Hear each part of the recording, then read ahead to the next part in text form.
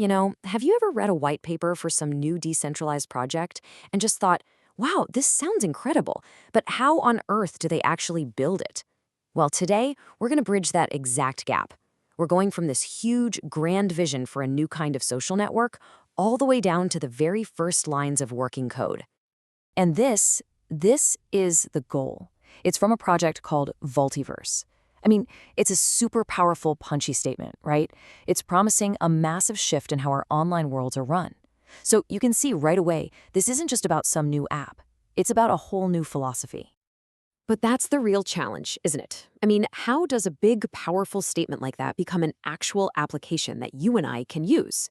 Well, that is exactly what we're digging into here, how you turn that abstract vision into something real, something actionable.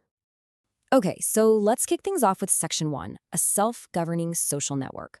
First, we gotta understand the big picture. What's the project's huge goal here? And, why does it even matter? And this slide, man, it just lays it all out perfectly. It really captures the core problem. So on one side, you've got the world we all know, right? These big, centralized platforms where corporations own all the data, the algorithms are total black boxes, and some team somewhere decides what you can and can't say. But then you look at the VaultiVerse vision. We're talking about a network run by its community, where you own your identity, and the rules are out in the open for everyone to see. It's a total flip of the power structure. So this whole vision, it's built on four, let's call them bedrock principles. First, identity portability. That just means you control your account, not some company. Then there's anchored immutability, which is a fancy way of saying that the really important decisions are permanent and nobody can secretly change them. Scale by layering, that's more of a technical thing to make sure it all runs fast. And then progressive decentralization. Now that is the secret sauce. That's what makes this whole thing actually possible. All right, so that's the big dream. Now for Section 2, the first step playbook.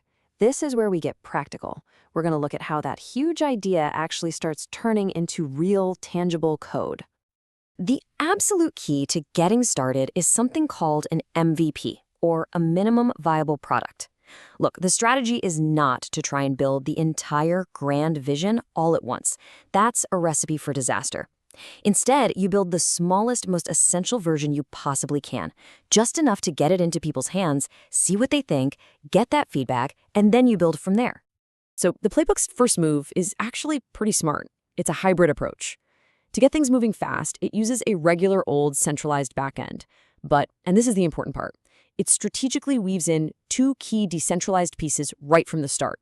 You sign in with your crypto wallet, and all the media gets pinned to IPFS, which is a decentralized storage network. This lets them get off the ground super quickly while still making sure the foundation is decentralized. Okay, let's get into the weeds a bit. Section 3, building the core MVP. We're going to look at the actual nuts and bolts here and see how the very first version of this platform really gets put together. First things first, logging in. So instead of a password, think of it like a secure digital handshake. Here's how it works. The server sends your wallet a totally unique one-time message. It's called a challenge. Then your wallet uses its magic to cryptographically sign it. This proves you own that address without ever showing your private key. The server checks the signature, sees it's legit, and boom, you're in. No passwords to forget, no data breaches to worry about. It's simple and just incredibly secure. Okay, so next question. Where do your photos and videos actually go? Well, they're sent to something called IPFS. The easiest way to think about it is like a global permanent library. Once a file is in there, it's identified by what it is, not where it is. And what that means is it can't be secretly changed or deleted by some central company. That is a huge, huge step toward real censorship resistance. And this right here is what a link to that content actually looks like. The really important part to notice is that the URL isn't pointing to some company's server farm. Nope, it's pointing directly to the content's unique digital fingerprint. This basically guarantees you're seeing exactly what the user uploaded, and it's being served from a whole network of computers, not just one. And finally, the database. For the MVP, they keep the centralized part incredibly simple. All it needs to do is track 4 things: users, nominations, votes, and proposals. But what's so clever about this is that even in this super simple first version, you can already see the seeds of the entire governance system being planted right there. All right, let's zoom back out for a second. How do those simple little database tables we just saw, how do they grow into the project's ultimate goal? Well, that brings us to Section 4, the governance ladder. This is the blueprint for a truly self-governing community.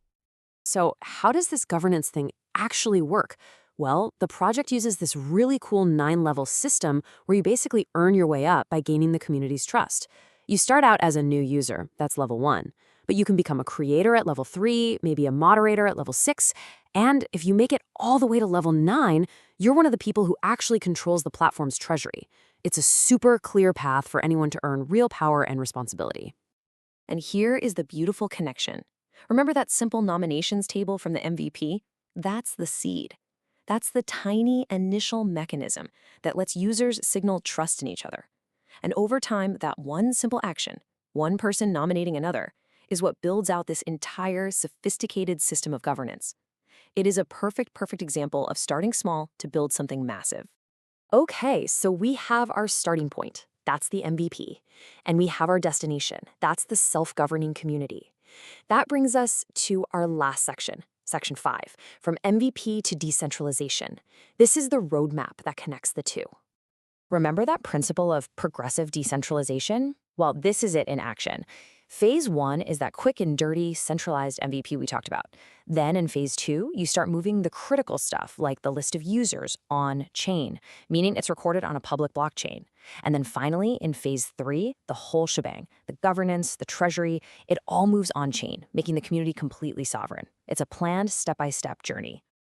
And what's the ultimate guarantee that no one can mess with this? It's called anchoring.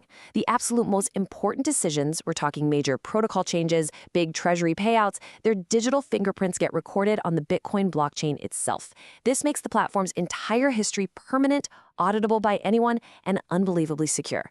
It completely fulfills that core principle of anchored immutability that we talked about way back at the beginning.